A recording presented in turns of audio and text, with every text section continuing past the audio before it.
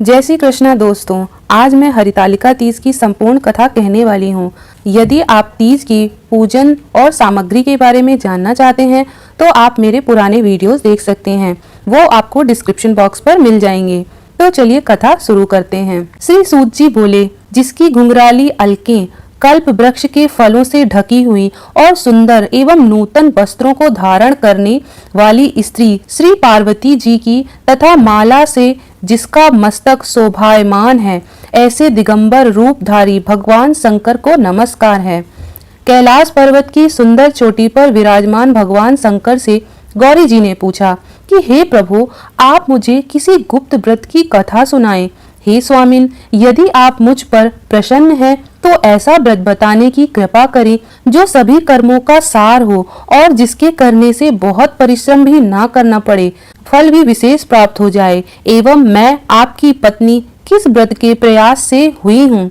शंकर जी बोले, हे देवी सुनो, मैं तुम्हें एक उत्तम व्रत कहता हूँ जो परम गोप्य एवं सर्वस्व है। यह व्रत जैसे कि ताराओं में चंद्रमा, ग्रहों में सूर्य, वर्णों में ब्राह्मण, सभी देवताओं में विष्णु, नदियों में गंगा, पुराणों में महाभारत, ऐसे यह व्रत श्रेष्ठ है। जो तीज हस्त नक्षत्र में पड़े वह और भी महान पुण्यदायक होता है। ऐसा सुनकर पार्वती जी ने कहा, हे महेश्वर, मैंने कब और कैसे यह तीज व्रत किया था, विस्तार के साथ श्रवण करने की इच्छा है। इतना सुन भगवान शंकर जी बोले कि हे भाग्यवान उमा, भारत वर्ष में उत्तर में यह हिमालय श्रेष्ठ पर्वत है, जिसके राजा का नाम हिमांचल है। यहाँ पर तुम भाग्यवती रानी मैना से पैदा हुई थी। तुमने बाल्यकाल से ही मेरी आराधना करना आरंभ कर दिया था। कुछ आयु बढ़ने पर तुम हिमालय की दुर्गम गुफाओं में जाकर सहेली सहित मुझे पाने हेतु तप प्रारंभ किया। तुमने ग्रीष्म ऋतु में बाहर चट्टानों पर आसन लगाकर तप किया, अधोमुख होकर केवल धूम्रपान किया, फिर 64 वर्ष पके हुए पत्ते खाए, जाड़े में जल निमग्न रही और बैसाख में अग्नि का सेवन किया। सावन में अन्नपान का त्याग कर दिया। एक दिन तुम्हारे पिताजी वहां आए। तुम्हें इस प्रकार कष्टों में देखकर चिंता में व्याकुल हो गए। उन्होंने विचार किया कि यह कन्या किसको दी जाए। उस समय ब्रह्मा जी के पुत्र महात्मा श्रेष्ठ मुनि श्री नारद जी वहां आ गए। उन्हें अच्छे आसन आदि देकर हिमांचल राज ने उनसे कहा, हे श्रेष्ठ मुनि, आपका आना शुभ हो। बड़े भाग्य से ही आप जैसे ऋषियों का आगमन होता है। कहिए, आपका शुभागमन किस कारण से हुआ है। श्री नारद मुनि बोले, हे पर्वतेंदु, सुनिए, मुझे स्वयं विष्णु भगवान ने आपके पास भेजा है। भगवान विष्णु ने आपकी कन्या का वरण स्वीकार किया। क्या आपको स्वीकार है। राजा हिमांचल ने कहा, महाराज, मेरा सौभाग्य है जो मेरी कन्या को भगवान विष्णु ने स्वीकार किया। मैं अवश्य ही अपनी कन्या उन्हें दूंगा। यह सुनकर नारद जी वहां से अंतर्ध्यान होकर भगवान विष्णु के पास पहुंचे। दोनों हाथ जोड़कर नारद जी बोले, हे देव, आपका मंगल विवाह निश्चित हो गया। इधर महाराज हिमांचल ने वन पहुंचकर पार्वती जी से कहा, हे पुत्री, मैंने तुम्हें गरुड़ ध्वज वासुदेव जी के प्रति देने का विचार कर लिया है। ऐसा सुनते ही पार्वती जी को महान दुख हुआ और सखी के पास पहुंचकर विलाप करने लगी। तो तुम्हारा विलाप देख सखी ने तुम्हारी इच्छा जानकर कहा, हे देवी, मैं तुम्हें ऐसी तपस्या को ले चलूंगी जहां महाराज हिमांचल भी ना पा सकेंगे। इस प्रकार आपस में सम्मति करके श्री पार्वती जी को वह घोर वन में ले गई। तब पिता हिमांचल राजा ने अपनी पुत्री को घर में ना पाकर तलाश किया। घर घर में ढूंढा किंतु वह ना मिली। तो विचार करने लगे, मेरी पुत्री को देव दानव किन्नरों में कौन ले गया होगा। मैंने नारद जी के आगे विष्णु जी के लिए कन्या देने की प्रतिज्ञा की थी। अब मैं क्या करूं। इस तरह की चिंता करके मूर्छित होकर गिर पड़े। हिमांचल बोले, किसी दुरात्मा ने मेरी कन्या का अपहरण कर लिया, अथवा किसी काल सर्प ने काट लिया है, या सिंह व्याघ्र ने उसे मार डाला है। मालूम नहीं हो रहा है मेरी कन्या कहाँ चली गई। इस प्रकार से ढूंढते ढूंढते हिमांचल राज उसी वन में जा पहुंचे जहां तुम अपनी सहेली के साथ घोर वन में जा पहुंची थी। तब अपनी सखियों के साथ तुमने उस गुफा में प्रवेश किया। खाना पीना त्याग कर वहां श्री पार्वती जी के साथ मेरा बालू का लिंग स्थापित किया। उस दिन भादों के महीने के शुक्ल पक्ष की तृतीया थी। साथ में हस्त नक्षत्र था। मेरी पूजा तथा अर्चना बड़े प्रेम से किया, रात में जागरण भी किया। इस प्रकार से यह तुम्हारा श्रेष्ठ व्रत पूरा हुआ। उसी व्रत के प्रभाव से मेरा आसन हिल गया और मैं प्रकट हो गया। तुम अपनी सखियों के साथ उपस्थित थी। मैंने दर्शन देकर कहा, हे बरानने, वर मांग। तब पार्वती जी बोली, हे महेश्वर, यदि आप मुझसे प्रसन्न हो तो स्वामी बनिए। तब मैंने तथास्तु कहा और अंतर्ध्यान होकर कैलाश पहुंचा। उधर प्रातःकाल होते ही मेरी लिंग मूर्ति को नदी में विसर्जित किया और वन से प्राप्त कंद आदि तुमने ग्रहण किए। वहीं सो गई। नदी किनारे 2 कन्याओं को सोते हुए तुम्हारे पिता ने देख लिया तो तुम्हें गोदी में लेकर वह रोते हुए तुमसे कहने लगे, हे पुत्री, सिंह व्याघ्र आदि से पूर्ण इस घोर वन में तुम क्यों आई हो? तब पार्वती जी बोली, आप मुझे विष्णु को देना चाहते थे, मुझे अच्छा नहीं लगा। यदि आप मेरा विवाह शंकर जी के साथ करें तो मैं घर चलूंगी, नहीं तो मैंने यहीं रहना निश्चित कर लिया है। तब तुम्हारे पिता ने कहा कि शंकर जी के साथ तुम्हारा विवाह करूंगा। तब तुम घर आई। तुम्हारे पिता ने विधि विधान से तुमको मुझे समर्पित कर दिया। तुम अपनी सखियों के साथ इस व्रत के प्रभाव से हरी भरी हो, इसी कारण इस व्रत का नाम हरितालिका व्रत हुआ। यह व्रत सब व्रतों का व्रत राज है। इस प्रकार सुनकर माता पार्वती जी ने कहा, प्रभु, तुमने मेरे मिलने की सुखद कथा सुनाकर मुझे प्रसन्न तो किया, पर इस व्रत के करने के जो विधान है वह उसका फल मुझे नहीं सुनाया। कृपा करके इसके फल भी सुनाए। तब शंकर जी ने कहा, प्रिय, मैं इस व्रतराज का फल सुनाता हूँ। यह सौभाग्यवती नारी व पति चाहने वाली कन्याओं को करना चाहिए। यह व्रत भाद्रपद के शुक्ल पक्ष की तीज को करना चाहिए। यह व्रत निराहार, बिना फल आहार और निर्जला होकर रहना चाहिए। भगवान शिव पार्वती की प्रतिमा स्थापित करके केले, पुष्प आदि के खम्भे लगाकर रेशमी वस्त्र के चंदोवा तान कर बंधनवार लगावे। भगवान शिव का बालू का लिंग स्थापित करके पूजन करें।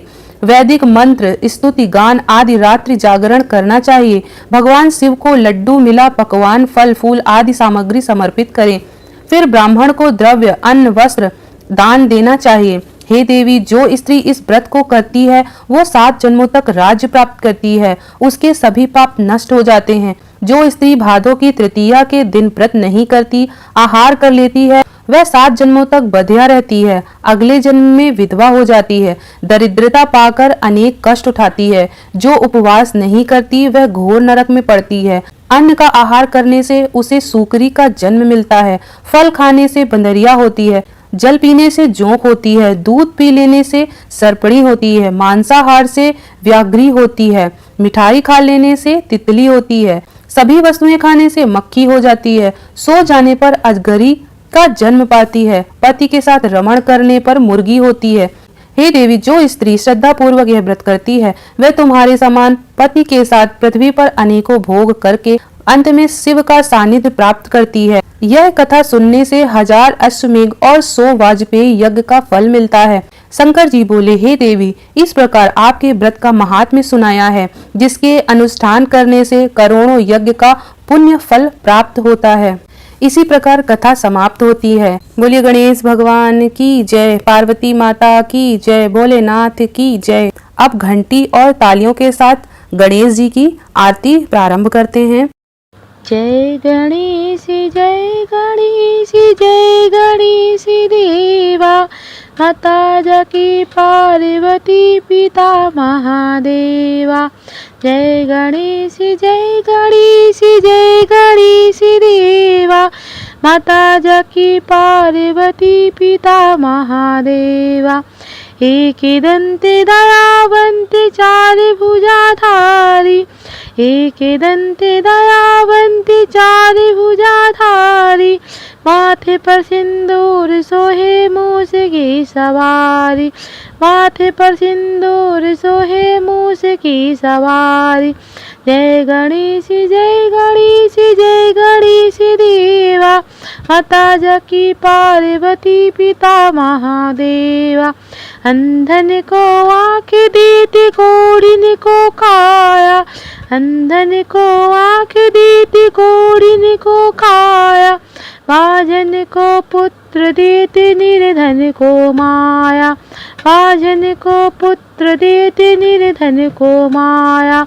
जय गणेश जय गणेश देवा, माता जाकी पार्वती पिता महादेवा। पान चढ़े फूल चढ़े और चढ़े मेवा, पान चढ़े फूल चढ़े और चढ़े मेवा, लड्डुअन का भोग लगे संत करे सेवा, लड्डुअन का भोग लगे संत करे सेवा। जय गणेश देवा, माता जाकी पार्वती पिता महादेवा। सूर्य श्याम शरण आए सुफल कीजिए सेवा, सूर्य श्याम शरण आए सुफल कीजिए सेवा। जय गणेश देवा, दीनन की लाज रखो शंभु सुते वारी, दीनन की लाज रखो शंभु सुते वारी, कामना को पूरा करो जाए बलिहारी, कामना को पूरा करो जग बलिहारी। जय गणेश देवा, जय गणेश देवा, माता जाकी पार्वती पिता महादेवा, माता जाकी पार्वती पिता महादेवा। बोलो गणेश भगवान की जय। अब भोलेनाथ की आरती प्रारंभ करते हैं मेरे साथ तालियों और घंटी के साथ। ओमकारा। बोलो शंकर भगवान की जय। अब भोलेनाथ की स्तुति साथ में गाएं। नमामि शमीशान निर्वाण रूपम विभुं व्यापकं ब्रह्मवेदस्वरूपं निजं निर्गुणं निर्विकल्पं निरीहं चिदाकाशमाकाशवासं भजेऽहं निराकारमोकारमूलं तुरीयं गिराज्ञानगोति